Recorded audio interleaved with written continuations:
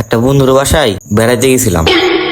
যাওয়ার পর বসতে দিল, বসলাম। তারপর ভালো মন্দ সব কিছু খাইতে দিল। আমি আবার একটু অ্যাটিটিউড দেখায় বললাম, আরে বেটা এগুলার কি দরকার ছিল, থাক থাক, লাগবে না লাগবে না।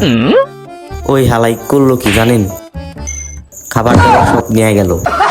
ভাই আর কইন না, বুঝছেন, বন্ধুর বাসায় যাবো দীক্ষা সারাদিন কিছু খাইনি। শালার, তুই খাইতে দিবি না? না করছি তো কি হয়েছে, এতটুক তো বলতেই হয়। আত্মীয় স্বজনের বাসায় গেলে এতটুক বলতে হয় না? তুই খাইতে দিবি না আমারে, শালার। তারপর যা করলাম, বাড়িতে আসলাম, আইসা আস্তে করে কম্বল মোড়া দিয়ে ঘুমায় পড়লাম। শালা, সারাদিন কিছু খাইতে পারলাম না।